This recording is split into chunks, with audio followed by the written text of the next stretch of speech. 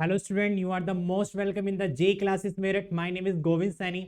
Student, जैसे कि आप सब लोग जानते हैं, हमारे बीटेक थर्ड सेमेस्टर का थर्मोडायनेमिक का सब्जेक्ट चल रहा है और जिसमें हमारी यूनिट चल रही है थर्ड।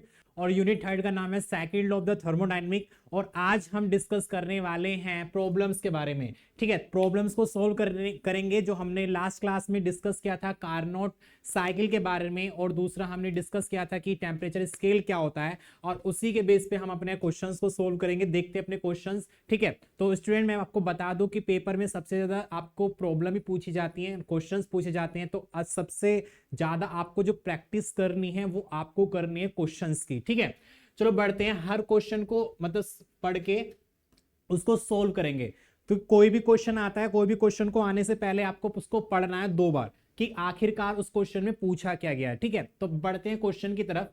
कह रहा है कि क्वेश्चन में determine the heat to be supplied to a Carnot engine operating between 400 degree Celsius and 15 degree Celsius and producing 200 kilojoule of work. तो in this question you have seen it has a Carnot engine. Okay, तो question में क्या दिया है? Carnot engine दिया गया है। So student, आप लोग जानते हैं कार्नोट इंजन के बारे में कि कार्नोट इंजन कैसा होता है। ठीक है, तो मान लीजिए मैंने एक इस टाइप का इसका सिमेटिक डायग्राम बना देता हूं कार्नोट इंजन का, कि कार्नोट इंजन जो होता है कैसे वर्क करता है।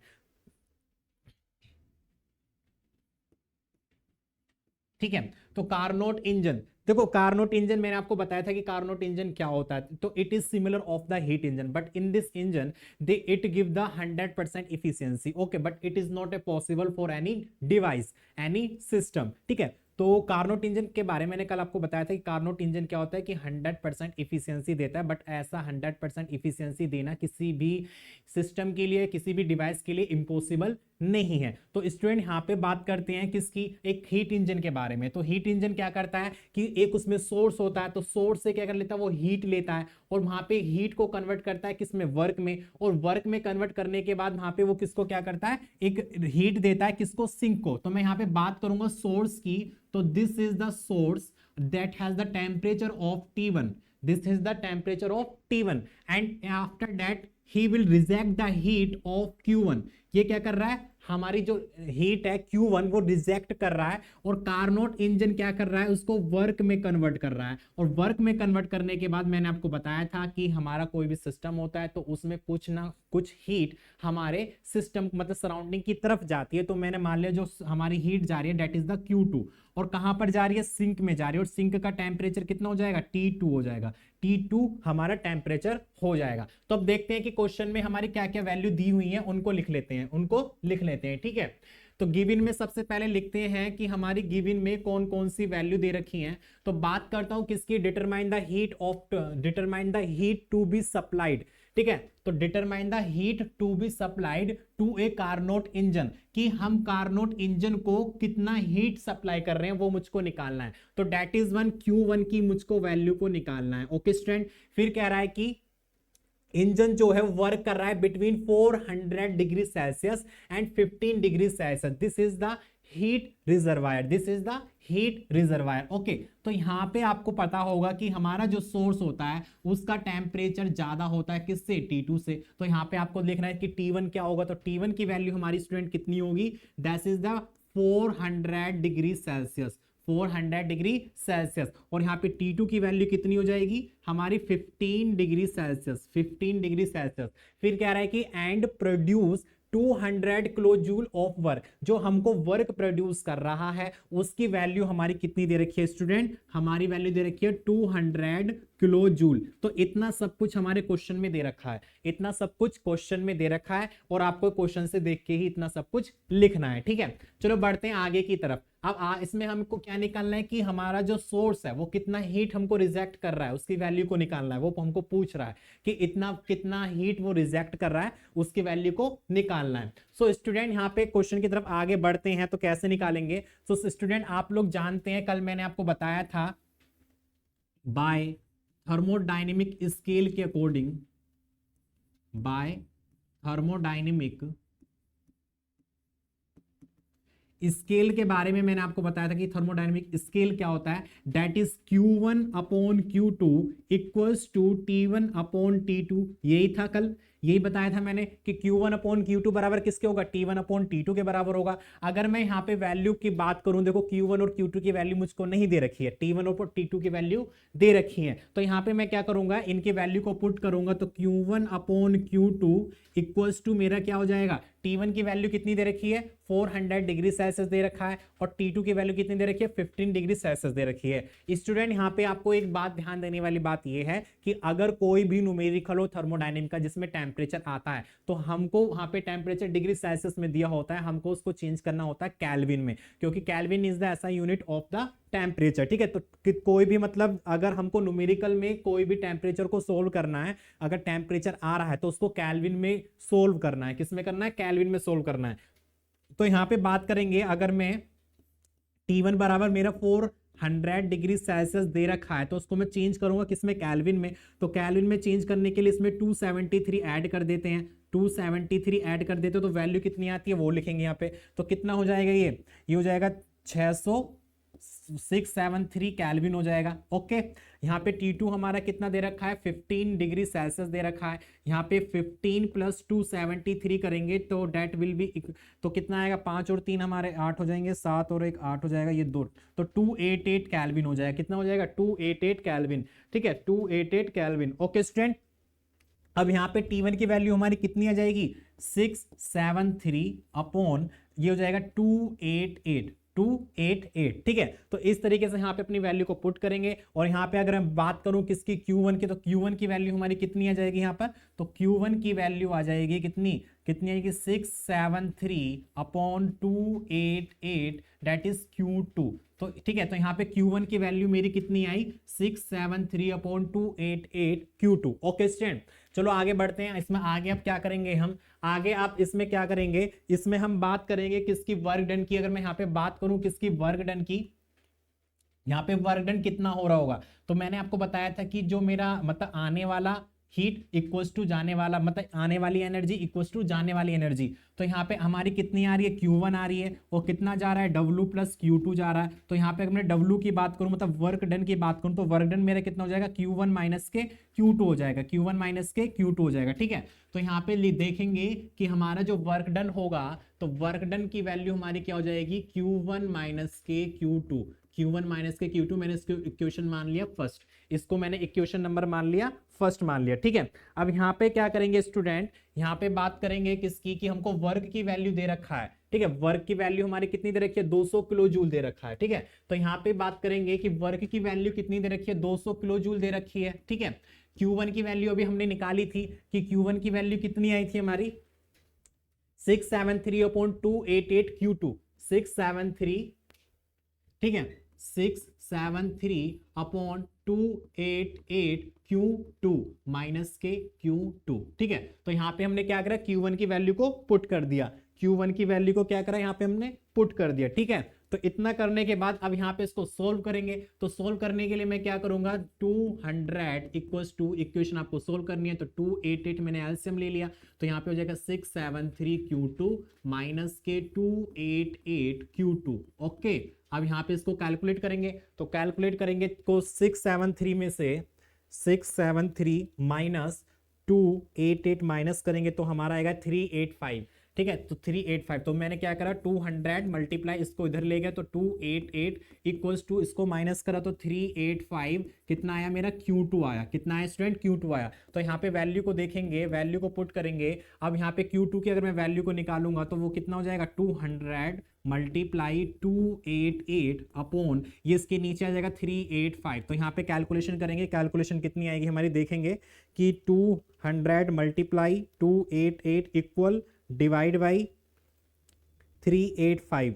तो यहाँ पे वैल्यू हमारी कितनी है, 149, 149.6, 149.6। ठीक है, तो यहाँ पे हमारा जो वर्क था वो जूल, किलो जूल में, तो यहाँ पे हीट हमारी कितनी में आएगी, किलो जूल में आएगी। कितनी आएगी स्टूडेंट, किलो जूल में आएगी। तो यहाँ पे हमको वैल्यू निकाली थी Q2 की, तो हमने Q2 की वैल्यू निकाल दी कितनी, 149.6। बट हमको वैल्यू निकालनी है कि सोर्स से कितना हीट हमारा आ रहा है। ठीक है, तो सोर्स से कितना हीट हमारा आ रहा है, तो यहाँ पे इक्वेशन थी हमारी W equals to Q1 minus के Q2। तो W की वैल्यू कितनी दे रखी है, 200 दे रखी है। ठीक है, Q1 की वैल्यू हमको निकालनी है, Q1 कितना आया है, Q2 की वैल्यू आ गई 149.6 आ गया। तो यहां से अगर मैं Q1 की वैल्यू को फाइंड आउट करूंगा तो Q1 की वैल्यू हमारी कितनी आएगी 200 प्लस इधर चली जाएगी तो 149.6, क्योंकि ये वाली वैल्यू को मैं इधर ले जाऊंगा तो प्लस की हो जाएगी। अब इसमें क्या करेंगे, इस वैल्यू में प्लस कर देंगे 200 को, तो हमारी वैल्यू आएगी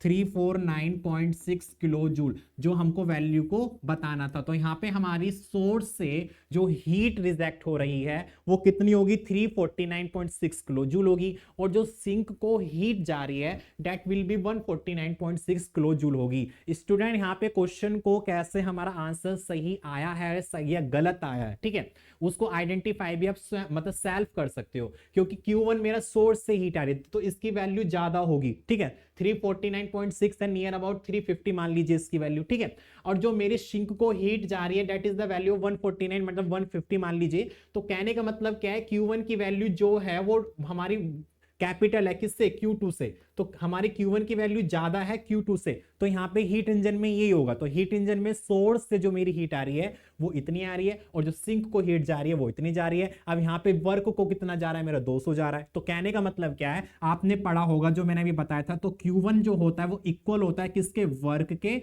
और हीट जो मेरी ट्रांसमिट हो रही है उसके। तो Q1 की वैल्यू मेरी कितनी आई 349.6 आई है, ठीक है। W हमारा दे रखा है कितना वर्क एनर्जी ट्रांसमिट हुई उसमें, वर्क में मतलब 200 हुई है, और Q2 हमारी कितनी वैल्यू आई है 149.6 आई है। तो मैं दोनों को इक्वल करूंगा तो मेरी दोनों ही वैल्यू कितनी आएंगी, इक्वल आएंगी। तो कहने का मतलब क्या है, यहां पे ये प्रूव कर रहा है कि heat can not be create and not destroy but we can to transmit from one form to other form. तो यहां पे मेरी जो हीट थी Q2 वो किस में कन्वर्ट हो गई, एक तो वर्क में कन्वर्ट हो गई, और दूसरा हीट में जो सिंक को हीट जा रहा है उसमें कन्वर्ट होगी। तो यहां पे आप देख रहे होंगे दोनों ही वैल्यू कितनी आ रही है, इक्वल आ रही है। तो यहां पे ये स्टेटमेंट भी लिख सकते हो, तो it is apply on the first law of the thermodynamic, ठीक है। तो we can not create the energy, not destroy the energy, but we can to transport from one state to second state. Okay student, तो इस तरीके से question को solve करेंगे। यहां पे हमको पूछा था कि हमारा सोर्स से कितना हीट रिजेक्ट हो रहा है, तो यहां पे हमारी जो वैल्यू आएगी 349.6 किलो जूल आएगी। क्वेश्चन में, पेपर में क्वेश्चन आएगा तो उसको मतलब उसको अटेम्प्ट ऐसे करना है कि आपके ज्यादा उसमें पेज भर जाए, ठीक है।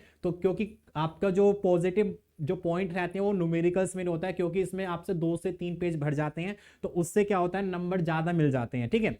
जैसे कि आप थ्योरी लिखते हो तो थ्योरी का क्वेश्चन आपका अगर 7 नंबर का आता है या 10 नंबर का आता है, ठीक है, तो उसमें क्या होता है मैक्सिमम हमको 3 से 4 पेज भरने चाहिए होते हैं। तो 3 से 4 पेज अगर थ्योरी में भरोगे तो वो भी उसमें पूरे नंबर नहीं मिल पाते हैं। तो इसमें क्या होता है, इसमें एक तो पेज भी आपके भरेंगे, दूसरा आपका आंसर बिल्कुल सही आ गया तो पूरे के पूरे नंबर मिलेंगे। अगर 10 नंबर का क्वेश्चन है तो पूरे के पूरे 10 मतलब नंबर आपको मिलेंगे, ठीक है। तो इसमें ये नहीं होता है कि आपका अगर आंसर गलत आ गया, नियर अबाउट मान लीजिए 349 है, नियर अबाउट आ गया 345 आ गया या 340 आ गया तो चल जाता है, क्योंकि वहां पे स्टेप मार्किंग होती है। आप पीछे का जितना भी आपने कैलकुलेशन कराया, गिवन में जो जो वैल्यू आपको दे रखी है वो आप लिख के आओगे, तो वहां पे स्टेप मार्क्स आपको मिल जाएंगे। नियर अबाउट 10 में से आपको 7 मिल जाएंगे, 5 मिल जाएंगे, ठीक है, 8 मिल जाएंगे।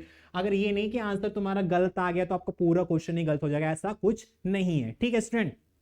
तो ट्राई करना है कि आपको न्यूमेरिकल ज्यादा, आपको जो क्वेश्चन है न्यूमेरिकल है उनको ज्यादा आपको अटेम्प्ट करना है, ठीक है। चलो क्वेश्चन की तरफ बढ़ते हैं। नेक्स्ट क्वेश्चन हमारा पूछा गया है कि नेक्स्ट क्वेश्चन क्या है, कह रहा है कि ए रेफ्रिजरेटर ऑपरेट्स। अब की बार क्या है, रेफ्रिजरेटर है। पहले मैंने कार्नोट इंजन के बारे में बताया था, कार्नोट इंजन कैसे वर्क कर रहा है। अब रेफ्रिजरेटर क्या होता है, तो रेफ्रिजरेटर भी आपको पता है जो क्या करता है, अपने मतलब एटमॉस्फेयर से बिलो टेम्परेचर को मेंटेन करके रखता है, ठीक है। तो इसमें क्या होता है, a refrigerator operate on reverse Carnot cycle. एक रेफ्रिजरेटर है जो ऑपरेट कर रहा है किसको, रिवर्स कार्नोट साइकिल को। Determine the power required to drive refrigerator. यहां पे हमको डिटरमाइन करना है किसका, पावर, कि हमको रेफ्रिजरेटर को चलाने के लिए कितना पावर की आवश्यकता होगी उसको हमको निकालना है। Between temperature of 42 degree Celsius and 4 degree Celsius. तो यहाँ पे हमारे जो हीट रिजर्वायर हैं वो 2 दे रखे हैं, that is 42 degree Celsius and 4 degree Celsius if heat at the rate of 2 kilojoule per second. अगर यहाँ पे मेरी जो हीट ऑफ रेट है वो 2 kilojoule per second is extracted from the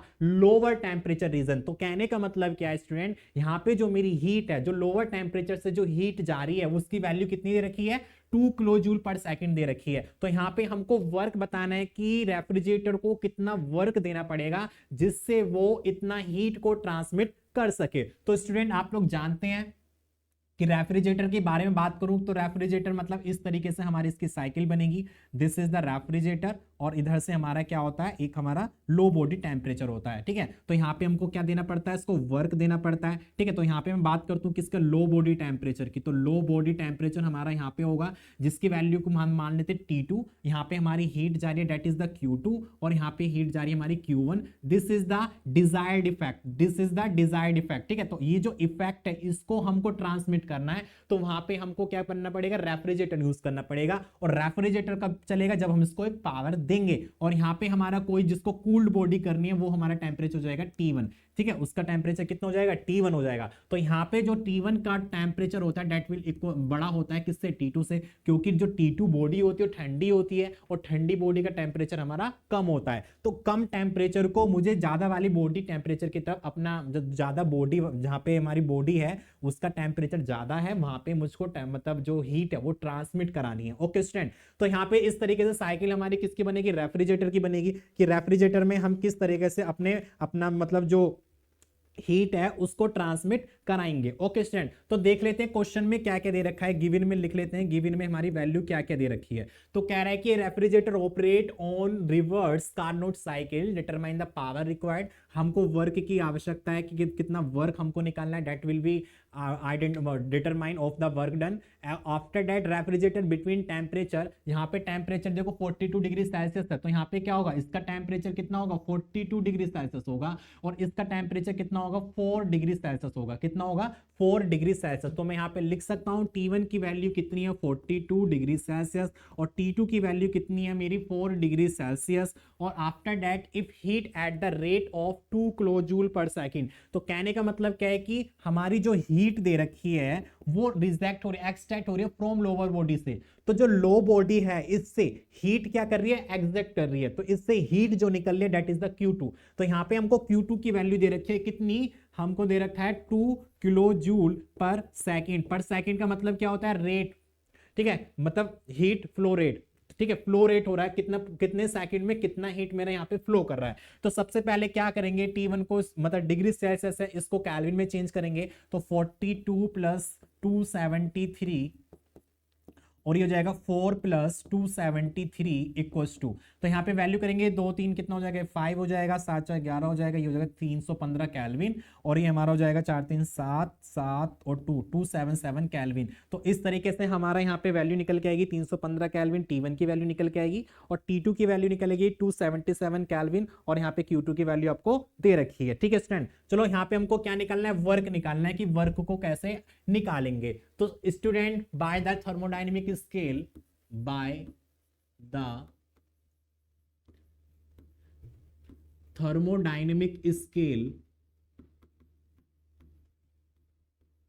तो थर्मोडायनेमिक स्केल से हमको क्या पता है, that is the Q1 upon Q2 equals to क्या हो जाएगा, T1 upon T2 equals to क्या हो जाएगा स्टूडेंट, T1 अपॉन T2 हो जाएगा, ठीक है। क्या हो जाएगा, T1 अपॉन T2 हो जाएगा। तो यहाँ पे बात करते हैं किसकी, Q1 की। तो Q2 की वैल्यू कितनी दे रखी है उसने, Q2 की वैल्यू दे रखी है हमारी, कितनी दे रखी है, Q2 की वैल्यू कितनी दे रखी है, दैट इज द 2 और T1 की वैल्यू है 315 और T2 की वैल्यू 277, ओके 277। तो यहाँ पे वैल्यू को पुट करेंगे और वैल्यू को पुट करें तो हमारी जो Q2 की वैल्यू है वो कितनी दे रखी है, हमारी 2 दे रखी है और यहाँ पे हमारा जो T1 की वैल्यू है, T1 की वैल्यू कितनी दे रखी है, 315 दे रखा है और T2 की वैल्यू 277 दे रखा है। तो यहाँ से अगर मैं बात करूं Q1 की, तो Q1 की वैल्यू निकल के आएगी, कितनी निकल के आएगी, तो क्या करेंगे 315 अपॉन 277 मल्टीप्लाई 2 हो जाएगा ये, ठीक है। तो 315 मल्टीप्लाई 2 इक्वल डिवाइड बाई 277, तो that is the value of 2.27। तो Q1 की जो वैल्यू आएगी स्टूडेंट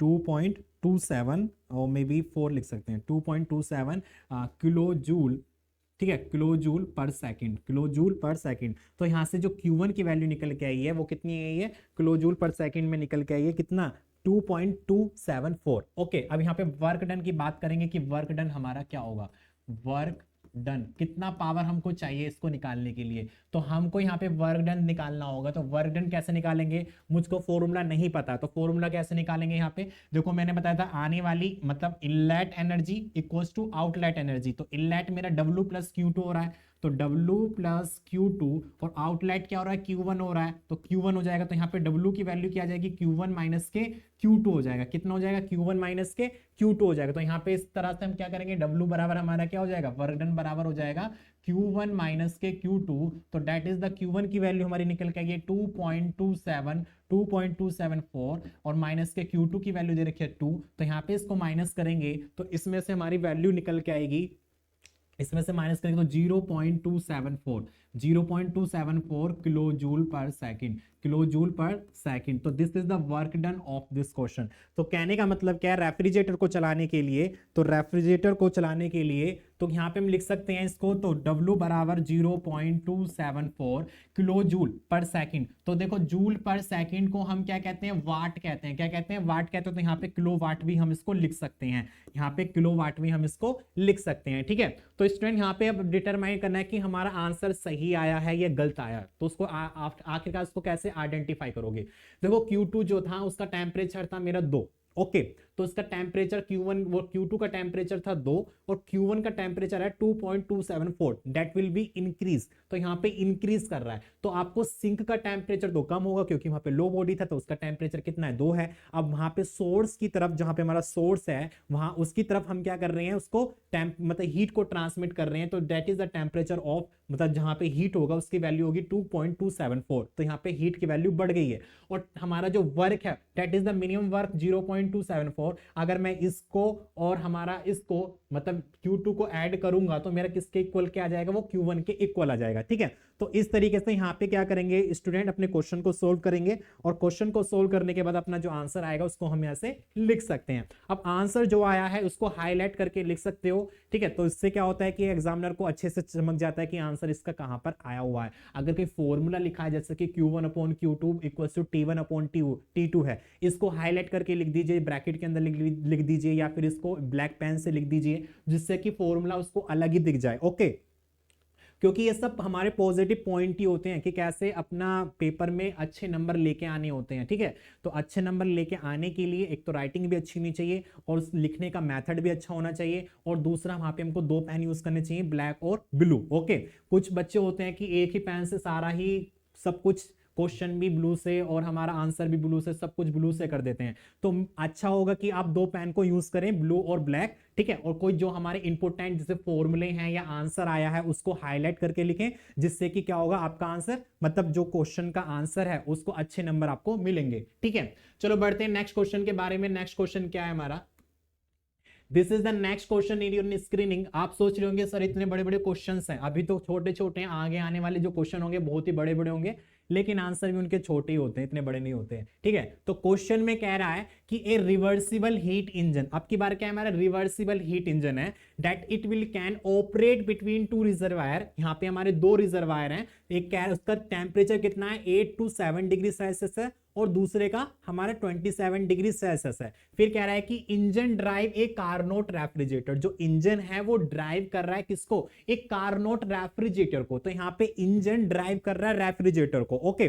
तो क्या होता है कि रेफ्रिजरेटर को हमको वर्क चाहिए होता है बाहर से, तो यहाँ पे इंजन क्या करता है, वर्क देता है। तो इंजन का जो वर्क दे रहा है वो वर्क हम किसको दे रहे हैं, रेफ्रिजरेटर को दे रहे हैं इसको चलाने के लिए। फिर कह रहा है कि maintaining -30 degree Celsius and reject heat to reservoir at 20 degree Celsius. तो यहाँ पे इसका जो टेम्परेचर दे रहा है वो दे रखा है 30 डिग्री सेल्सियस एंड रिजर्वायर का 27 डिग्री सेल्सियस दे रखा है। Heat input the engine is 2000 kilo joule. अगर वहां पे हमारी जो हीट आ रही है तो कह रहा है कि heat input to the engine, engine में जो हीट इनपुट हो रही है उसकी वैल्यू दे रखी है 2000 kilo joule, and the net work available is 300 kilo joule. और वहां पे जो इंजन हमको वर्क दे रहा है वो नेटवर्क दे रहा है। नेटवर्क का मतलब हमारा, मैं बताऊंगा नेटवर्क मेरा क्या होगा उसके बाद में। available is 300 kilojoule. How much heat is transferred to refrigerant, मतलब how much heat is transferred to refrigerant and total heat rejection to reservoir and 27 degree Celsius. तो स्टूडेंट इसको ध्यान से समझेंगे क्वेश्चन को कि क्वेश्चन में कह क्या रहा है, ओके। चलो मैं यही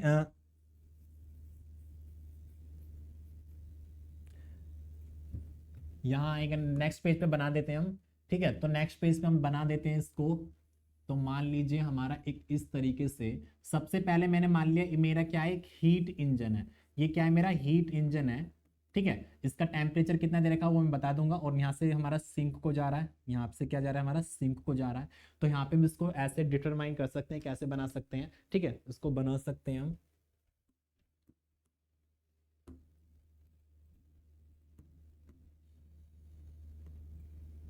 मान लीजिए पहले मेरा ये हीट इंजन है। ठीक है, तो हीट इंजन का ये सोर्स हो गया। तो सोर्स का टेम्परेचर T1 हो गया। T1 की वैल्यू कितनी है, यहाँ से हमारा क्या आएगा, Q1 आएगा। यहाँ से मुझको क्या मिलेगा, वर्क मिलेगा। और यहाँ से मेरा क्या होगा, Q2 आएगा। और यहाँ पे मेरा सिंक का टेम्परेचर मेरा कितना हो जाएगा student, this is the T2, this is the T2। Okay, फिर कह रहा है कि इसके वर्क से हम क्या चला रहे हैं, एक रेफ्रिजरेटर को चला रहे हैं। और रेफ्रिजरेटर को चलाने के लिए हमको कहाँ से कहाँ चल रहा है उसको बारे में अभी देखेंगे कि हमारा जो रेफ्रिजरेटर है वो कैसे चल रहा है। देखो, ए reversible heat engine operate between two reservoir. इसका टेम्परेचर दे रखा है 287 डिग्री सेल्सियस और 20 डिग्री सेल्सियस, 27 डिग्री सेल्सियस। ठीक है, तो यहाँ पे इसका टेम्परेचर है 827 डिग्री सेल्सियस, उसका है 27 डिग्री सेल्सियस। ठीक है, तो दोनों का टेम्परेचर दे रखा है, पहले का 827 डिग्री सेल्सियस दे रखा है और सिंक का दे रखा है 27 डिग्री सेल्सियस। इतना हमारा बन गया। ओके, फिर कह रहा है हमारा कि engine drive a Carnot refrigerator maintaining -30 degree Celsius. ठीक है, तो रेफ्रिजरेटर मेंटेन कर रहा है -30 डिग्री सेल्सियस टेम्परेचर को and reject heat to reservoir at 27 degree Celsius. तो कहने का मतलब वहां से रिजेक्ट कर रहा है हीट को 27 डिग्री सेल्सियस से। तो 27 डिग्री सेल्सियस हमारा जो सिंक था इंजन का, वहां से क्या कर रहा है, हीट को रिजेक्ट कर रहा है। वहां से क्या कर रहा है, हीट को रिजेक्ट कर रहा है। तो -30 degree Celsius and rejecting heat to the reservoir at 27 degree Celsius. Heat input to the engine is 200 kilo joule. तो यहां पे हम लिखेंगे स्टूडेंट, तो यहाँ पे क्या है, इसका देखो इसका सिंक का टेम्परेचर यहाँ पे T2 ही हमारा इक्वल होगा, that is the 27 degree Celsius. और यहाँ पे इसको T3 की वैल्यू हम मान लेंगे, यहाँ पर कितना दे रखा है, -15 डिग्री सेल्सियस। अब यहाँ पे क्या होगा, कितना डिजायर इफेक्ट होगा। तो यहाँ से क्या करेगा, यहाँ से हीट को लेके वो इसको देगा। तो यहाँ से हीट को लेके इसको देगा, तो यहाँ पे हमारी हीट इस तरीके से आएगी। किस तरीके से आएगी, इस तरीके से आएगी। मान लीजिए यहां से हमारी हीट आई Q3 और हमारा जो सिंक जा रहा है वहां पे उसको इफेक्ट कर रहा है, दैट इज द Q4। मतलब जहां बॉडी को हमको क्या करना है, कूल करना है, वहां पे हमारी हीट कितनी आ रही है, T4 आ रही है। ओके, तो इसको ध्यान से समझना है। पहली बात, इधर एक मेरा पहले एक इंजन है, this is the Carnot engine. यहाँ पे इसका सोर्स दे रखा है, यहाँ पे टेम्परेचर दे रखा है। यहाँ से हमारी हीट आएगी, हीट को कन्वर्ट करेगा वर्क में और कुछ हीट मेरी चली जाएगी सिंक में। तो यहाँ पे सिंक उसको एब्जॉर्ब कर लेगा जिसका टेम्परेचर 27 डिग्री सेल्सियस। अब इसी वाले हीट इंजन से मैं क्या चला रहा हूँ, एक रेफ्रिजरेटर को चला रहा हूँ। तो रेफ्रिजरेटर को चलाने के लिए मुझको क्या चाहिए कि रेफ्रिजरेटर चलाने के लिए कि एक लो बॉडी से और हाई बॉडी की तरफ अगर मुझको हीट का ट्रांसमिट करना है तो वहां पे मुझे रेफ्रिजरेटर का यूज करना होगा। तो यहाँ पे एक बॉडी, एक सोर्स, मतलब एक जो हमारा रिजर्वायर है उसका टेम्परेचर दे रखा है -15 डिग्री सेल्सियस और एक दूसरा हमारा रिजर्वायर जिसका टेम्परेचर दे रखा है 27 डिग्री सेल्सियस। अब यहाँ पे क्या होगा, तो यहाँ पे जो ये वाला हमारा ज्यादा ठंडा वाला जो मतलब एक एरिया है, ऑब्जेक्ट है, तो इसकी हीट को ट्रांसमिट करेंगे। तो यहां से हीट क्या करेगी, नीचे की तरफ ट्रांसमिट करेगी, जहां हमारा जो सिंक है जिसका टेम्परेचर 27 डिग्री सेल्सियस है, तो उसके टेम्परेचर को ठंडा करेगी, यहां पे टेम्परेचर को रिड्यूस करेगी। ओके, तो इस तरीके से एक इसकी साइकिल बनेगी। अब देखते हैं क्वेश्चन में हमारा गिवन में क्या क्या दे रखा है। गिवन में वैल्यू को लिख लेते हैं। इस तरीके से हमारा डायग्राम बनेगा। डायग्राम पेपर में बना हुआ नहीं आएगा, आपको खुद बनाना पड़ेगा। ठीक है, तो मैं आपको बता रहा हूं, समझा रहा हूं कैसे कैसे डायग्राम को बनाना है। ठीक है, तो इसमें दो हमारे, एक हीट इंजन है, दूसरा रेफ्रिजरेटर है। इस तरीके से डायग्राम बनेगा। और पीछे अभी मैंने जो आपको कल मैंने पढ़ाया था, कल भी मैंने आपको पढ़ाया था कैसे हमारे टेम्परेचर स्केल होता है, कैसे वो वर्क करता है, उसके बारे में मैंने कैसे वो वर्किंग करता है, इस तरीके से सारे मैंने सीरीज में आपको कारनोट साइकिल के बारे में बताया था, सीरीज में कैसे कारनोट साइकिल वर्क करती है, उन सबको मैंने वेरी करके आपको बता दिया था। ठीक है, तो गिवन में देखते हैं गिवन में हमको क्या क्या वैल्यू दे रखी है। तो गिवन में तो बात करता हूं T1 की, तो T1 की वैल्यू दे रखी है हमारी 27 डिग्री सेल्सियस। ठीक है, तो T2 की वैल्यू हमको कितना दे रखा है, 27 डिग्री सेल्सियस दे रखा है। ठीक है, और T3 की मैं वैल्यू करता हूं, T3 हमारा कितना है, that is the 15 degree Celsius. तो यहां पे मैं ये भी लिख सकता हूं भाई T2 मेरा इतना है, तो T3 इसको मान लेता हूं, T4 मैं इसको मान लेता हूं। ठीक है, इसको मान लेते हैं क्योंकि यहाँ पे टेम्परेचर तो हमारा इक्वल ही है। ठीक है, तो इसको T2, इसको मैं T3 मान लेता हूँ, इसको T4 मान लेता हूँ। ठीक है, तो यहाँ पे जो क्या है, T2 इक्वल कितने हैं, T3 के इक्वल है। तो यहाँ पे हम ये भी कर सकते हैं कि इन दोनों को कंबाइंड भी कर सकते हैं। इन दोनों को क्या कर सकते हैं स्टूडेंट, कंबाइंड भी कर सकते हैं। तो मैं क्या करूंगा, इन दोनों को इस तरह कंबाइंड भी कर सकता हूं। ठीक है, दोनों का जो हमारा नीचे का जो हमारा रिजर्वायर है वो इंक्लूड है, मिला हुआ है। ओके, तो यहाँ पे देखेंगे तो T3 की वैल्यू कितनी दे रखी है, 15 डिग्री सेल्सियस दे रखी है, और माइनस के 15 डिग्री सेल्सियस दे रखी है। ठीक है, तो इसको T4 मान लेता हूं मैं, this is the value of T4।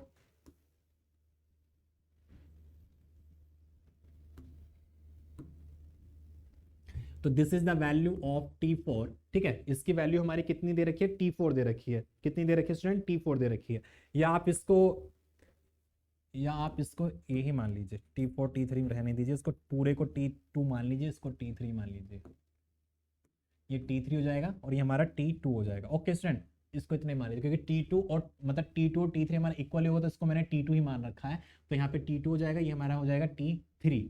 तो T3 की वैल्यू दे रखी है माइनस के 15 डिग्री सेल्सियस। ओके, तो यहाँ पे देखेंगे सबसे पहले T3 की वैल्यू दे रखी है हमारी माइनस के 15 डिग्री सेल्सियस। अब सबसे पहले अब काम क्या होगा कि इनको चेंज करेंगे कैल्विन में। तो 827 प्लस 273 इक्वल्स टू कितना आएगा, और 27 प्लस 273 हमारा कितना आएगा, और हमारा माइनस के 15 प्लस के 273 कितना आएगा, इसको वैल्यू करेंगे। तो यहाँ पे बात करेंगे 7 और 3 कितना हो जाएगा, 10 हो जाएगा, और 7 और 2 हमारे कितने हो जाएगा, 7 और 2 9 और 1 10 हो जाएगा। यहाँ से हो जाएगा 1 और 9 और 2 11, तो 1100 कैल्विन हो जाएगा।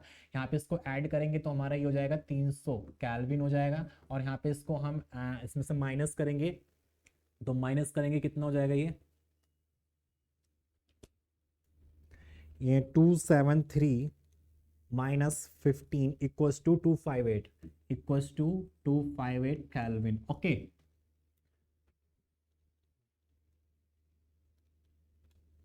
ठीक है, अब देखते हैं हमारी हीट Q1। तो Q1 की हमारी वैल्यू दे रखी है कितनी, 2000 किलो जूल।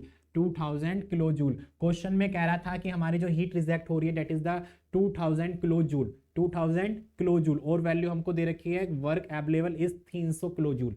ठीक है, तो यहाँ पे लिख लेते हैं कि हमारी Q1 की वैल्यू कितनी दे रखी है, 2000 किलो जूल दे रखा है।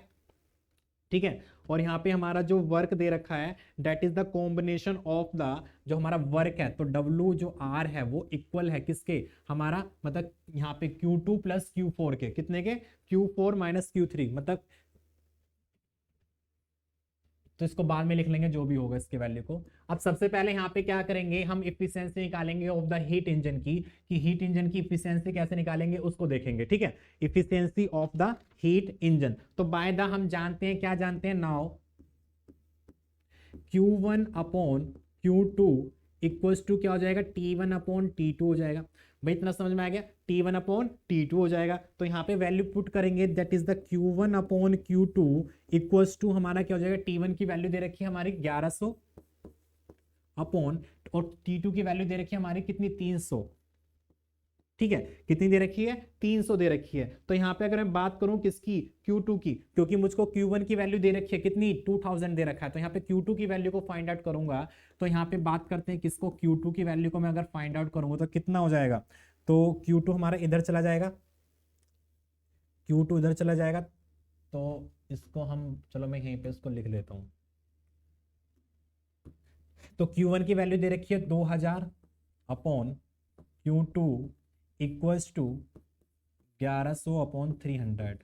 ओके, तो मैं क्या करूंगा, यहाँ पे Q2 को इधर चला जाएगा, ये इधर आ जाएगी, तो वैल्यू तो हमारा क्या हो जाएगा, Q2 इक्वल्स टू, ये हो जाएगा 2000 मल्टीप्लाई 300 अपॉन 1100। ठीक है, तो यहाँ पे Q2 की वैल्यू को फाइंड आउट करेंगे। Q2 की वैल्यू कितनी, 2 से 2 कैंसिल हो जाएगा, और 2 तिया 6000 अपॉन 11, तो यहाँ पे कितनी वैल्यू आएगी देखेंगे, वैल्यू को फाइंड आउट करेंगे कि हमारी कितनी वैल्यू आएगी यहाँ पर, 6000 divide by 11 that will be the 4545.45। ठीक है, यहाँ पे वैल्यू आएगी 545.45, ठीक है 45, और कितना दे रखा है किलो जूल दे रखा, तो किलो जूल हमारे यहाँ पे हमारी Q2 की वैल्यू निकल के आएगी कितनी student, 545.45 kilo joule, 0.45 kilo joule यहाँ पे हमारी क्या निकल के आई है, Q2 की वैल्यू निकल के आ गई है। अब यहाँ पे क्या करेंगे, अपना क्या निकालेंगे, अपना हीट इंजन निकालेंगे, मतलब इफिशिएंसी वर्क डन निकालेंगे, वर्क डन कितना यहाँ पे प्रोड्यूस हो रहा है। तो अगर मैं बात करता हूँ किसकी वर्क डन की, कि हमारा जो वर्क डन होगा किसका, इंजन का, तो वर्क डन हमारा क्या होगा, एक स्टूडेंट Q1 माइनस के Q2 हो जाएगा, अब मैं बार बार नहीं बता रहा, ठीक है, Q1 माइनस के Q2 होगा, मैक्सिमम से मिनिमम को हम घटाते हैं, तो वर्क डन निकालेंगे, Q1 की वैल्यू हमको कितनी दे रखी है, 2000 दे रखी है, और माइनस के Q2 की हमारी वैल्यू अभी जो निकल के आई है वो कितने है, 545.45। अब इसमें से इसको माइनस करेंगे 2000 में से माइनस करेंगे 545.45, that will be equals to the 1454.55, that is the kilo joule. तो यहाँ पे हमारा जो वर्क डन निकल के आएगा वो कितना आएगा स्टूडेंट, हमारा इतना निकल के आएगा, वर्क डन कितना निकल के आएगा, इतना निकल के आएगा, ठीक है। अब बात करते हैं, इतना ये तो हो गया हमारा हीट इंजन का, अब बात करते हैं किसका, बात करते हैं फॉर द रेफ्रिजरेटर के लिए, ठीक है। नाउ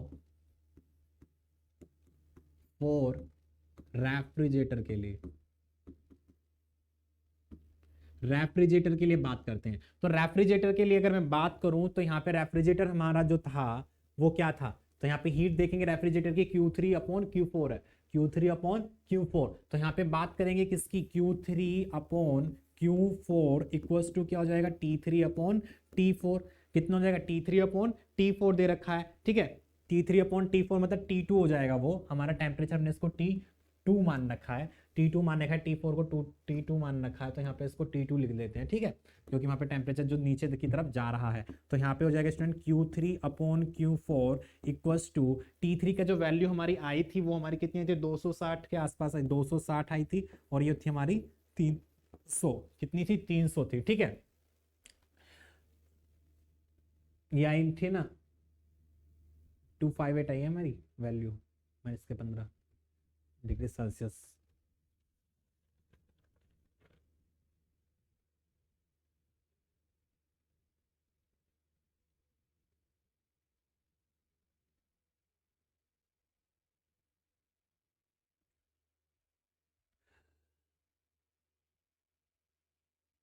15 नहीं है, सॉरी 13 है, ये 13 है, गलत हो गया सॉरी, तो यहाँ पे इसको 13 कर लेंगे, ठीक है, इसको क्या कर लेंगे स्टूडेंट, 13 कर लेंगे, इसको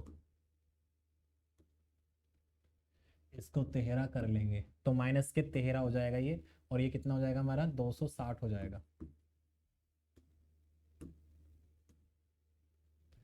क्वेश्चन को ध्यान से उतारना है, क्वेश्चन को ध्यान से आपको नोट करना है, गलती नहीं होनी चाहिए, तो यहाँ पे 260 हो जाएगा, कितना हो जाएगा ये स्टूडेंट, यहाँ पे 260, तो 260/300, तो यहाँ पे वैल्यू को पुट करेंगे, तो यहाँ पे हमारी जो वैल्यू निकल के आएगी वो हमारी कितनी निकल के आएगी, तो यहाँ पे हम इसको मान लेते हैं, चलो यहाँ पे हम वैल्यू को निकाल लेते हैं, Q3 की वैल्यू हमारे यहाँ पे अगर बात करूँ मैं Q3 की, तो Q3 हमारा जो हो जाएगा वो हो जाएगा 260/300, दैट इज द Q4, तो ये वैल्यू मैं यहाँ पे लिख लेता हूँ, ठीक है, बाद में इसको यूज करेंगे, बाद में इसको क्या करेंगे, यूज करेंगे। तो हम बात करते हैं किसकी, वर्क डन की, तो वर्क डन हमारा क्या होगा, WR, रेफ्रिजरेटर का वर्क कितना होगा, WR इक्वल्स टू क्या होगा, कितना हीट हमारा आ रहा है और कितना हीट हमारा जा रहा है, that is the Q4 minus के Q3, Q4 माइनस के Q3, समझ में आ गया ना क्यों आएगा Q4 माइनस Q3, देखो यहाँ पे वर्क, तो यहाँ पे वर्क जो हो रहा है,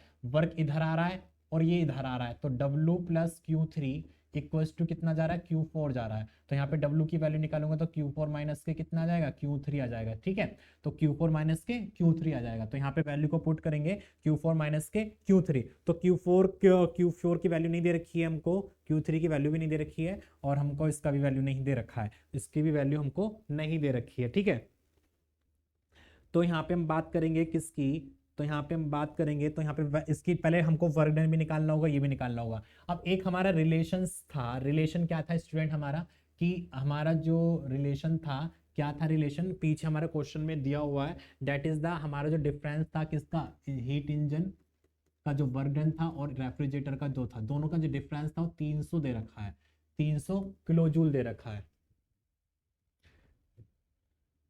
ये रहा 300 किलो जूल। कह रहा है ना द नेटवर्क अवेलेबल, नेटवर्क दे रखा है कितना 300 किलो जूल। तो यहाँ पे दोनों का नेटवर्क निकालेंगे तो क्या करेंगे, हीट में से इसको माइनस करेंगे तो नेटवर्क निकल के आ जाएगा। तो यहाँ पे बात करता हूँ किसकी, हम इसकी रेफ्रिजरेटर के वर्क की अगर मैं बात करूँ तो ये कितना उधर जाके माइनस के डब्ल्यू ई हो जाएगा, कितना हो जाएगा डब्ल्यू ई हो जाएगा। तो माइनस के W R equals to 300 minus W E हमारा कितना निकल के आया है हीट इंजन, तो मतलब हीट इंजन का वर्क आया 1454.55। तो यहाँ पे बात करेंगे माइनस के डब्ल्यू आर इक्वल्स टू हमारा कितना हो जाएगा, इसको माइनस करेंगे तो कितना आएगा, तो बड़े में से माइनस के 300 को करेंगे तो हमारा आएगा माइनस के 1154 तो माइनस के कितना आएगा 1154.55। तो यहाँ पे माइनस से माइनस कैंसिल हो जाएगा तो हमारा जो वर्क डन निकल के आएगा 1154.55 किलो जूल निकल के आएगा। कितना निकल के आएगा, इतना किलो जूल निकल के आ गया है। तो यहाँ पे क्या होगा, इसकी वैल्यू को यहाँ पे पुट करेंगे तो हमारा जो वर्क डन निकल के आएगा, देखेंगे यहाँ पे स्टूडेंट वर्क डन को देखेंगे तो यहाँ पे जो हमारा डब्ल्यू आर है that will equals to the Q4 minus के Q3, Q4 माइनस के Q3। तो यहाँ पे वैल्यू रखेंगे 1154.55 इक्वल्स टू Q4 हमको नहीं दे रखा है, Q4 की वैल्यू नहीं दे रखा है, Q3 की वैल्यू दे रखा है कितना 260/300 और इंटू Q4। ठीक है, तो यहाँ पे बात करेंगे तो 1154.55 इक्वल्स टू नीचे एलसीएम लेंगे कितना 300 में एलसीएम ले लिए तो यहाँ पे 300 Q4 माइनस के 260 Q4 आ जाएगा। ठीक है, इसको मल्टीप्लाई कर देंगे इसको इधर तो 1154.55 मल्टीप्लाई 300 इक्वल्स टू, इसमें 300 में से 260 गए तो कितने बचेंगे हमारे 40 बचेंगे। तो ये कितना हो जाएगा 40 Q4 हो जाएगा। और यहाँ से अगर मैं बात करूँ किसकी Q4 की तो Q4 मेरा कितना आ जाएगा, इसके मल्टीप्लाई में अपॉन में आ जाएगा तो 1154.55 मल्टीप्लाई 300 अपॉन 40 इक्वल्स टू कितना आएगा, यहाँ पे देखेंगे तो 1154.35 multiply 300 equal divide by 40 that will B 8657.625 कितना किलो जूल, कितना किलो जूल आएगा। ठीक है, तो इस तरीके से यहाँ पे क्या होगा Q4 की वैल्यू निकल के आएगी 8657.625 निकल के आएगा। ठीक है, तो इस तरीके से यहाँ पे हमारे क्या निकल के आएगी, वैल्यू निकल के आएगी। अब हमको क्या निकालना है, हमको निकालना है total heat transfer to low temperature reservoir, हमको टोटल हीट ट्रांसफर निकालना है। तो बात करते हैं किसकी, टोटल हीट ट्रांसफर की।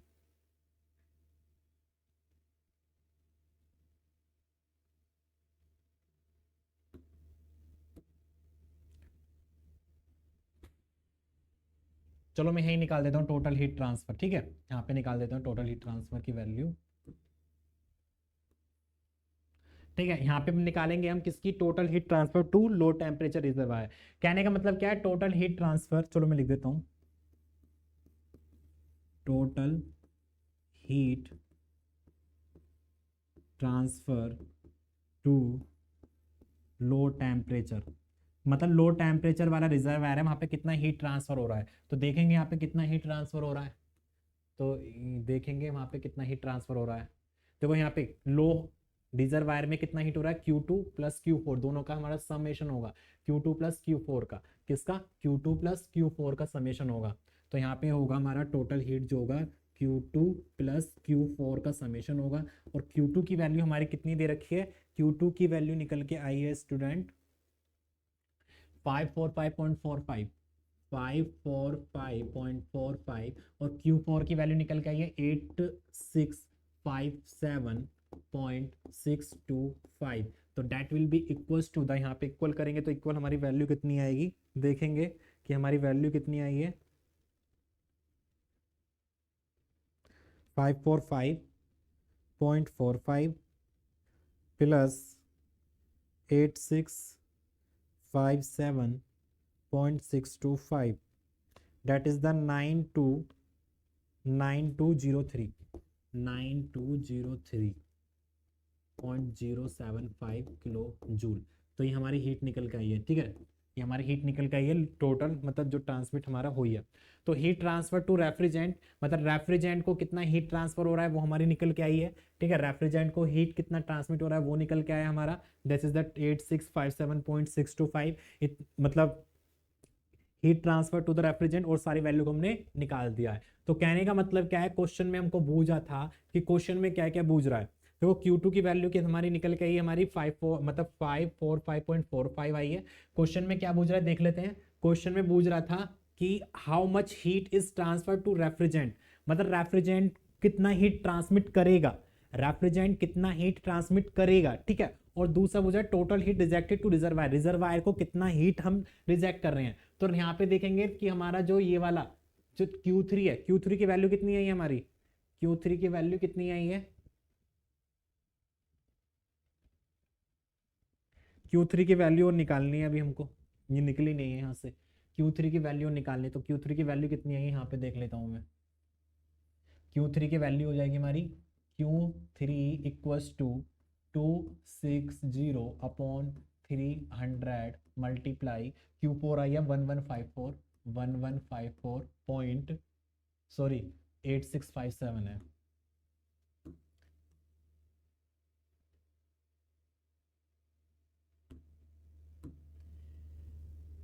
8657.625 ठीक है, ये वैल्यू निकालनी है। तो यहाँ पे Q3 को सॉल्व करेंगे तो हमारी वैल्यू कितनी आएगी देखना जरा। यहाँ पे देखेंगे 260 multiply 8657.625 equal divide by 300, that is the 750 kilo joule. तो ये वैल्यू निकल गई Q3। तो ये वाली वैल्यू पूछ रहा था क्वेश्चन में कि हमारी ये वाली वैल्यू निकालनी है और दूसरा ये वाली वैल्यू निकालनी है, तो दोनों वैल्यू हमको निकाल दिया है। ठीक है, तो मतलब रेफ्रिजरेंट कितना हीट का ट्रांसमिट करेगा दैट इज द Q3, और कितना हीट का ट्रांसमिट हमारा मतलब रिजर्वायर में हो रहा है दैट इज द 92.03, सॉरी 9203.075। तो इस तरीके से क्या करेंगे स्टूडेंट, क्वेश्चन को सोल्व करेंगे। इस तरीके से क्या करेंगे, क्वेश्चन को सोल्व करेंगे। ठीक है, कुछ ज्यादा बड़ा तो नहीं है, क्योंकि देखो क्वेश्चन ज्यादा बड़ा नहीं है, मतलब बड़ा नहीं है कहने मतलब आपको मेथड आना चाहिए। क्वेश्चन चाहे कितने पेज का हो, अगर मेथड पता है तो आप क्वेश्चन को इजीली कर सकते हो। क्वेश्चन को क्या कर सकते हो स्टूडेंट, इजीली कर सकते हो। फॉर्मूले सारे पता है आपको,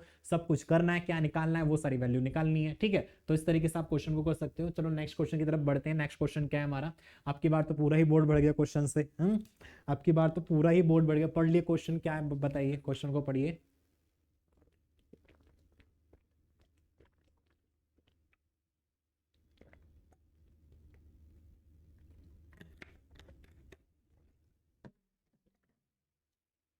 ठीक है, क्वेश्चन में कह रहा है कि ए हीट इंजन ऑपरेटिंग बिटवीन, एक हीट इंजन है वो ऑपरेट कर रहा है बिटवीन टू रिजर्वायर। एक का दे रखा है 1000 केल्विन, सेकंड दे रखा है 300 kelvin, is used to drive a heat pump which extract heat from the reservoir at 300 kelvin at a rate twice. अब यहाँ पे जो कहने का मतलब एक हीट इंजन है वो बिटवीन दो रिजर्वायर के बीच में वर्क कर रहा है 1000 और 3 केल्विन। चलो मैं इसको बना लेता हूँ, पहले इसको बना लेते हैं, धीरे धीरे क्वेश्चन को पढ़ेंगे और धीरे धीरे इसको बनाएंगे। ओके स्टूडेंट,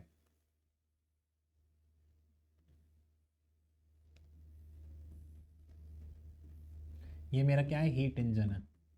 यहाँ पे T1 की वैल्यू दे रखी है, यहाँ पे T2 की वैल्यू दे रखी है, यहाँ पे मेरा Q1 आ जाएगा, यहाँ पे मेरा Q2 आ जाएगा, और यहाँ पे वर्क हमारा मिलेगा। ओके, तो कह रहा है देखो 1000 और नीचे हमारा 300 आ जाएगा। ठीक है, is use to drive a heat pump with exact heat from the reservoir at 300 Kelvin.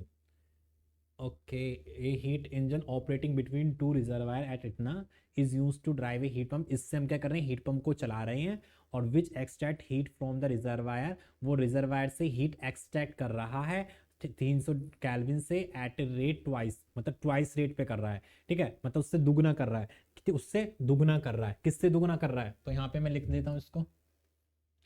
तो एक मेरा इधर बनना है, मेरा क्या बना हुआ है यहाँ पे हीट पंप बना हुआ है, और ये चल रहा है इसी से चल रहा है। तो यहाँ पे जो मेरा Q3 होगा that will be equals to, तो मेरा ट्वाइस है किसके, Q2 के, तो दैट इज द Q3 की वैल्यू जो होगी 2Q2 होगी। कितना होगा, 2Q2 की, ट्वाइस दे रखा है, ये T2 है और T2 हमारा यही होगा कि दोनों सेम है। यहाँ पे मेरा Q4 होगा और यहाँ पे मेरा मान लीजिए T3 मान लीजिए इसको, ठीक है, T3 मान लीजिए, यहाँ पे इसको वर्क दे रहा है, ये इसको वर्क दे रहा है। ओके, क्वेश्चन में फिर पढ़ते हैं क्या कह रहा है कि which extract heat from the reservoir at 300 kelvin at a rate twice what that at which the engine eject, जो इंजन इजेक्ट कर रहा है हीट को उसका ट्वाइस है, उसका दुगना है, ठीक है। If the efficiency of the engine is 40 degree, मतलब 40%, अगर मेरी इंजन की जो एफिशिएंसी दे रखी है वो कितना दे रखा है, 40% दे रखा है, और मैक्सिमम पॉसिबल एंड द, ठीक है, ऑफ द मैक्सिमम पॉसिबल दे रखा है, and the COP of the heat pump is the 50% of the maximum possible दे रखा है। What is the temperature, this is the maximum possible दे रखा है, not for the efficiency of the engine, ठीक है। दो एफिशिएंसी ऑफ द इंजन जो आती है वो तो है, तो मैक्सिमम दे रखा है, मैक्सिमम इतना वो एफिशिएंसी दे सकता है हमारा। Okay, of the maximum possible, what is the temperature of the reservoir, reservoir का टेम्परेचर कितना होगा, T2 की वैल्यू मुझको बतानी है, which the what is the temperature of the reservoir to which the heat pump eject heat, मतलब heat pump कितना eject कर रहा है हीट को, ठीक है। वहां पे temperature of the reservoir two, मतलब कर रहा है, जो इजेक्ट वाली हीट है उसको वहां पर दे रहा है, तो उसका टेम्परेचर बताना है मुझको, T3 का टेम्परेचर बताना है, ठीक है। तो ऊपर वाला जो उधर कोने में था, ऊपर वाला इधर जो कोने में था ये वाला, इसका टेम्परेचर मुझको बताना है, इसका टेम्परेचर मुझको बताना है, किसका टेम्परेचर, इसका टेम्परेचर मुझको बताना है, ठीक है। इतनी हीट इसको दे रहा है, इसका टेम्परेचर मुझको बताना है। फिर कह रहा है कि what is the rate of heat ejection from the heat pump, अब उस मुझको रेट भी बताना है, कितना रेट वो हीट को इजेक्ट कर रहा है उसकी वैल्यू को बताना है, of heat supply to the heat engine, और यहाँ पे दे रहा है कि जो हीट सप्लाइड है to the heat engine that is the 500 kilowatt, और हीट इंजन जो कितना मतलब हीट सप्लाई कर रहा है that is the 500 kilowatt. The rate of heat supply to the engine, engine को हम कितना हीट दे रहे हैं दैट इज द Q1 की वैल्यू दे रखी है 50 किलोवाट। ओके स्टूडेंट, चलो यहाँ पे हमारी वैल्यू दे रखी है, इनको वैल्यू को लिखते हैं, आसानी से लिखते हैं इनको, तो कौन कौन सी वैल्यू दे रखी है उन वैल्यू को यहाँ पे क्या करते हैं, लिखते हैं। ओके स्टूडेंट, तो ये हो गया हमारा जो T2 का टेम्परेचर है वो कितना दे रखा है, Q1 की वैल्यू दे रखी है हमारी, ठीक है, Q1 की वैल्यू दे रखी है, तो T1 की वैल्यू देख लेते हैं, 1000 केल्विन दे रखा है, और T2 का दे रखा है हमारा, T2 की वैल्यू दे रखी है हमारी कितनी, 300 केल्विन। तो यहाँ पे लिख लेते हैं पहले कौन कौन सी वैल्यू हमको दे रखी है, T2 की वैल्यू भी कितनी हो जाएगी, 300 केल्विन हो जाएगी, इसकी वैल्यू मुझको बताना है।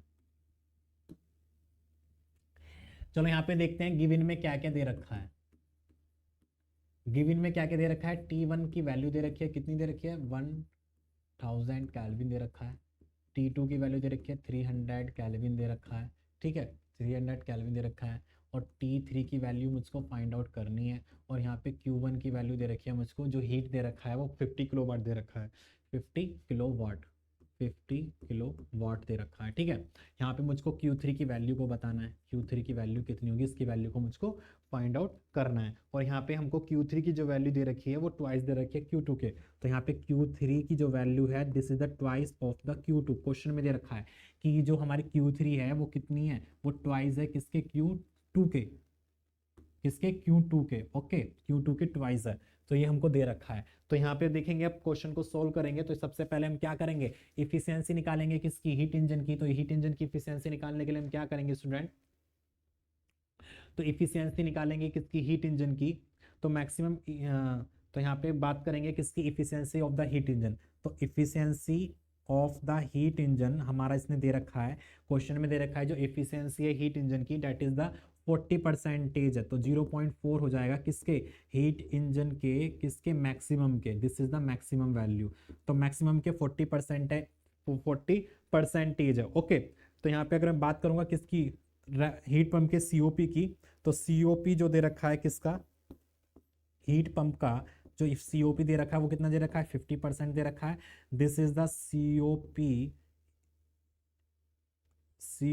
Heat pump, this is the maximum, okay. तो क्वेश्चन में हमको ये सब चीजें दे रखा है, ठीक है। अब बात करेंगे किसकी, हम बात करेंगे किसकी, इफिशियंसी की, तो efficiency of the heat engine, efficiency of the heat engine निकालेंगे किसकी, मैक्सिमम हमारी इसकी इफिशियंसी जो होगी मैक्सिमम, तो हमारी कितनी होगी 1 माइनस के T2 अपॉन T1 हो जाएगा, 1 माइनस के T2 अपॉन T1, तो 1 माइनस के T2 की वैल्यू कितनी दे रखी है 300 अपॉन 1000। तो यहाँ पे वैल्यू पुट करेंगे, एफिशिएंसी की वैल्यू कितनी आएगी देखेंगे जरा।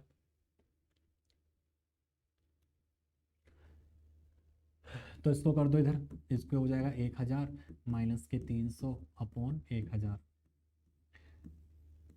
देखो क्वेश्चन को मैं सोल्व इसको एक बार में भी कर सकता हूं, बट मैं आपको करके दिखा रहा हूं कि हम इसको इजीली ऐसे भी कर सकते हैं। बच्चों में क्या होगा कि बच्चों आप करोगे 1 माइनस 300 अपॉन 1000, कैलसी में आपने कुछ गड़बड़ कर दी उल्टी सीधी कैलकुलेशन कर दी, पूरा ही क्वेश्चन गलत चला जाएगा। तो इसलिए अभी आप थोड़ा अपना प्रैक्टिस के अकॉर्डिंग करो, मतलब जैसे आप करते आते हो, इधर एलसीएम ले लिया, एलसीएम लेके इधर होगा तो आप ऑब्वियसली कर सकते हो। तो उसको थोड़ा सोल्व करने की तो कोशिश करो। तो यहाँ पे कितना हो जाएगा हमारा 700 हो जाएगा, ये 1000 हो जाएगा। ठीक है, तो इस तरीके से इफिशियंसी निकालनी। मैं तो क्या करूंगा, मैं तो यहीं पर ही कैलसी से दोबारा इसका सीधा आंसर लिख सकता हूँ डायरेक्ट, पर लेकिन मैं डायरेक्ट नहीं लिख रहा हूँ, आपको समझ में आए कैसा करना होता है। ठीक है, ठीक है। तो यहाँ पे बात करेंगे 700 को अगर मैं डिवाइड करूंगा कितने से 1000 से, तो that is the value of the 0.7, this is the value of the 0.7। यहाँ पे हमारी वैल्यू कितनी है 0.7 में निकल के आई है। ठीक है, तो स्टूडेंट यहाँ पे देखते हैं इसकी efficiency of the heat engine निकालेंगे, तो डेट इज द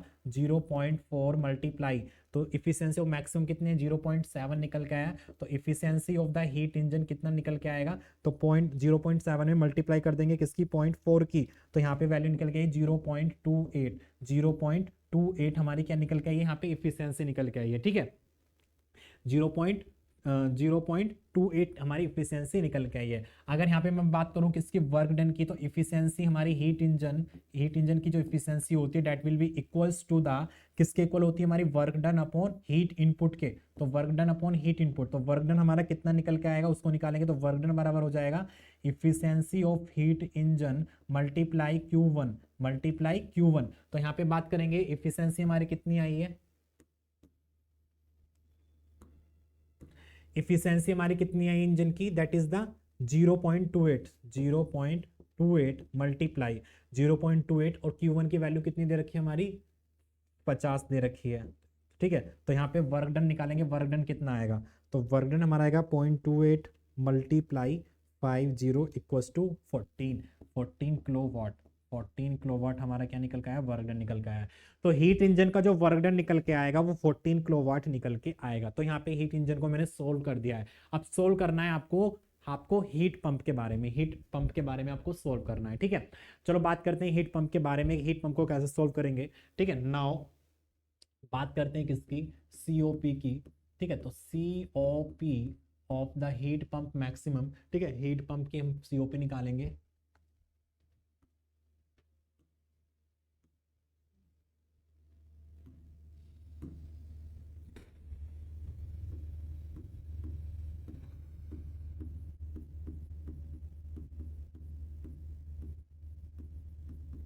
ठीक है। COP of heat pump maximum हमारी कितनी हो जाएगी, that will equals to the T4 minus के T3 हो जाएगी। ठीक है, T4 अपॉन T3, वो T4 माइनस के T3। अभी कहां से आया, समझ में आ गया ना, समझ में आ गया ना कहां से आया भाई। सीओपी क्या होती है हमारी, सीओपी हमारी क्या होती है, डिजायर्ड इफेक्ट होती है, desired effect upon work input, upon work input. तो यहाँ पे हमारा डिजायर्ड इफेक्ट क्या होगा सीओपी का, तो सीओपी का डिजायर्ड इफेक्ट हमारा क्या होगा, डिजायर्ड इफेक्ट Q4 हो गया। ठीक है, और यहाँ पे वर्कडन की हम बात करें तो वर्कडन तो हमारा क्या हो जाएगा W प्लस के Q3 इक्वल्स टू Q4।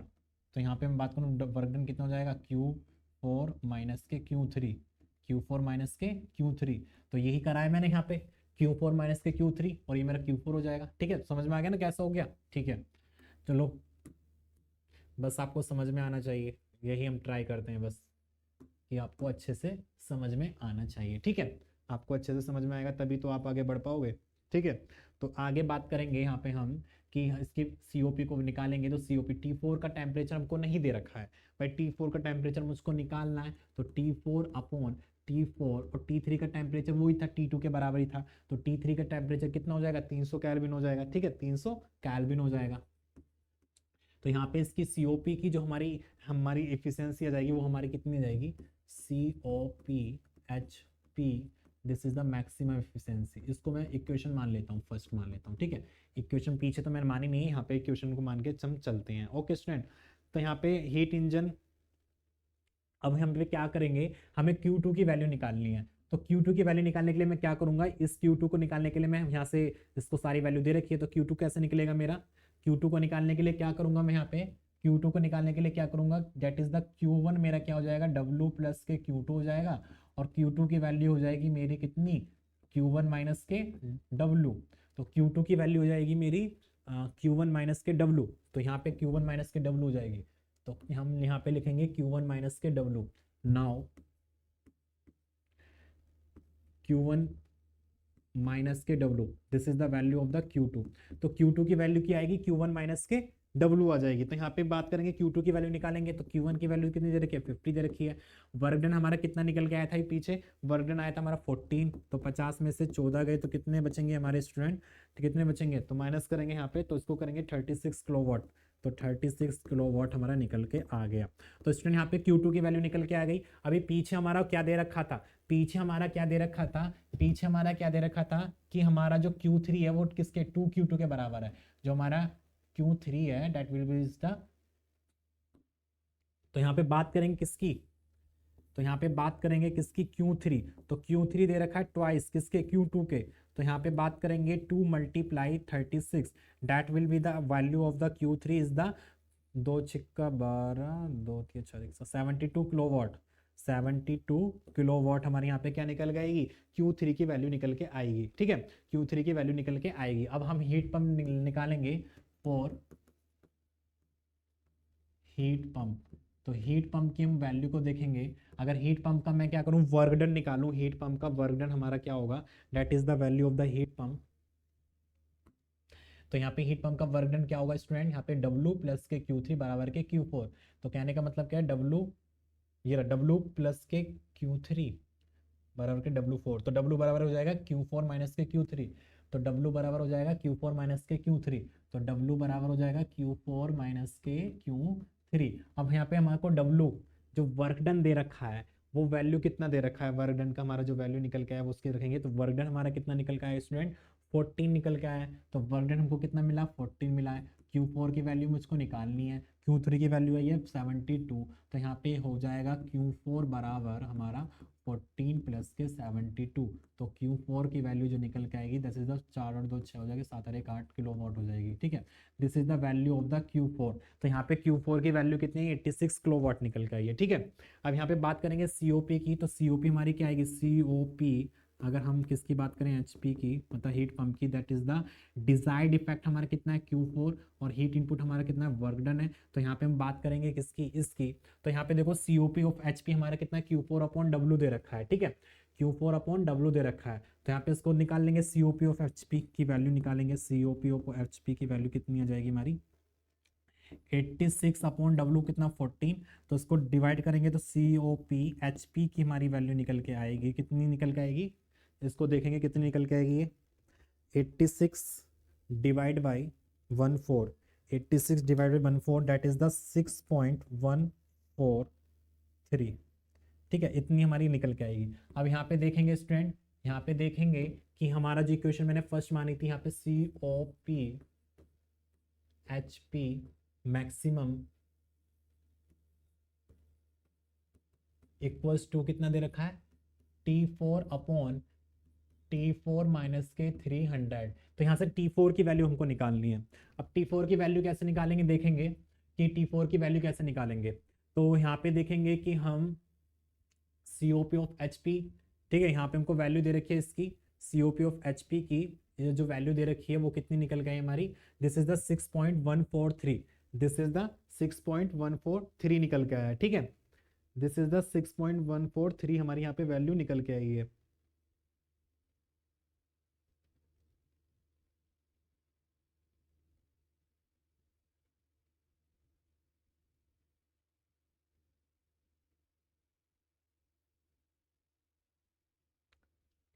ठीक है, ठीक है। तो पीछे हमारा COP ऑफ मैक्सिमम हमारा कितना था, उसकी वैल्यू को देखते हैं। ये देखो यहाँ पे COP HP बराबर कितना था, 0.5 0.5 COP HP मैक्सिमम आ रहा था, ठीक है। तो यहाँ पे हमारा जो वैल्यू निकल के आई COP HP की निकल के आई है, और इसकी वैल्यू को हम डिवाइड करेंगे 0.5 से, तो COP HP मैक्सिमम की वैल्यू निकल के आएगी। तो यहाँ पे इस क्या करेंगे स्टूडेंट, यहाँ पे इसको डिवाइड करेंगे किससे, कि जो हमारा COP ऑफ HP था वो कितना था हमारा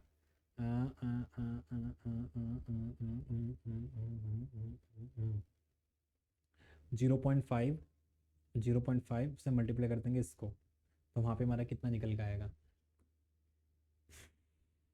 यहाँ पे देखिए अगर मैं इसको COP HP मैक्सिमम की वैल्यू निकालूंगा तो कितना होगा 0.5, COP में अब डिवाइड करना है 0.5 से, ओके। तो COP में क्या करना है 0.5 से डिवाइड करना है, तो COP में हम वहाँ COP निकाले 6.143 निकल के आया है, इसको डिवाइड करेंगे किससे 0.5 से, और इक्वल्स टू हो जाएगा हमारा T4 अपॉन T4 माइनस के 300। तो यहाँ पे इसको कैलकुलेट करेंगे, कैलकुलेट करके हमारी वैल्यू कितनी आएगी वो बताना है हमको, कैलकुलेट करके हमारी वैल्यू कितनी आएगी वो बताना है, ठीक है।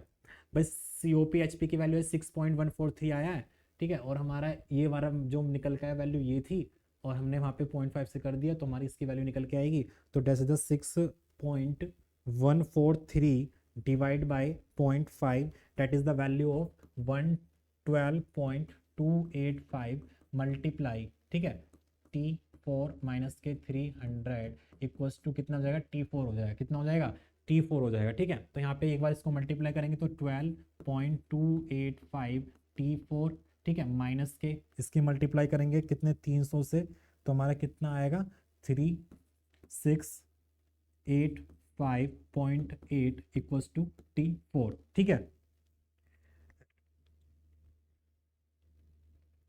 अब मैंने क्या करा, इसको इधर ले आया उसको उधर चला गया, तो इसको इधर चला गया तो हमारा कितना हो जाएगा, तो 12 में से हमारे, तो चलो मैं लिख देता हूँ कभी आप कंफ्यूज हो जाओ,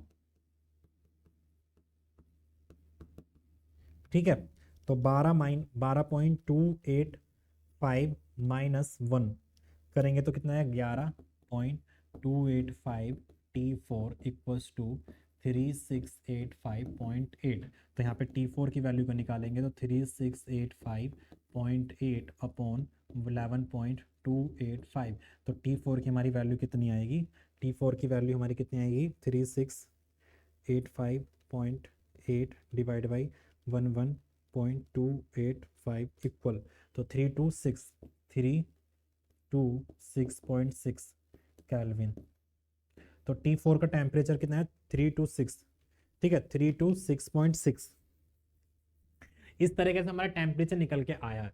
अब देखो यहाँ पे देख लेते हैं 326.6, देखो यहाँ पे 1000 था, यहाँ 300 था, और हीट इंजन का टेम्परेचर कितना होगा 326 हो गया, मतलब जो हीट पंप था वो टेम्परेचर क्रिएट तो कर रहा था, इसको गर्म कर रहा था, तो यहाँ पे टेम्परेचर बढ़ गया, कितना होगा 326 हो गया, तो यहाँ पे 26 डिग्री सेल्सियस पर टेम्परेचर वहाँ पे इंक्रीमेंट कर गया। तो इस तरीके से क्वेश्चन को सोल्व करेंगे। क्वेश्चन सही है, ठीक है, क्वेश्चन सही है, आपको इसमें कम से कम 3-4 पेज भर जाएंगे, क्वेश्चन करने में आपकी कॉपी भर जाएगी पेपर की, और आपको आप सोचेगा मैं तो आज 35 पेज भर के आया हूँ, 40 पेज भर के आया हूँ, ठीक है चलो कोई नहीं।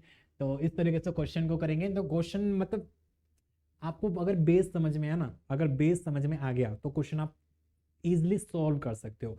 फॉर्मूले आपको पता ही है, फॉर्मूले कैसे कैसे करना है, हीट पंप की वर्किंग पता है, हीट इंजन की वर्किंग पता है, रेफ्रिजरेटर की वर्किंग पता है, क्वेश्चन को पढ़ना है और क्वेश्चन को करना है। भाई क्वेश्चन मैंने पढ़ के ही तो डायग्राम बनाया, ये डायग्राम बने हुए नहीं आएंगे, डायग्राम आपको बनाने पड़ेंगे, और क्वेश्चन में मतलब क्वेश्चंस के अकॉर्डिंग मैं आपको डायग्राम बनाया, तो इनकी प्रैक्टिस करना है। जो मैं क्वेश्चन करा रहा हूँ ये पेपर में पूछे गए हैं, ठीक है, पेपर में पहले पूछे गए हैं, तो उन्हीं क्वेश्चंस की मैं आपको प्रैक्टिस करा रहा हूँ, तो अच्छे से इन क्वेश्चन की प्रैक्टिस करना, और इसी के जैसे क्वेश्चन आएंगे, वैल्यू चेंज हो सकती है बट मेथड हमारा यही होगा, ठीक है। तो स्टूडेंट इस तरीके के क्वेश्चन को करेंगे। तो स्टूडेंट हमने आज क्वेश्चन करे, उनकी प्रैक्टिस करी, कैसे कैसे हमारे क्वेश्चंस हुए, ठीक है। तो आज की क्लास को हम यहीं पर एंड करते हैं और मिलते हैं नेक्स्ट क्लास में और नए क्वेश्चंस के साथ। अभी और प्रैक्टिस करेंगे, क्योंकि जितना प्रैक्टिस करेंगे उतना ही हमारे लिए प्रॉफिट होगा। Okay student, thank you, all the best. Okay.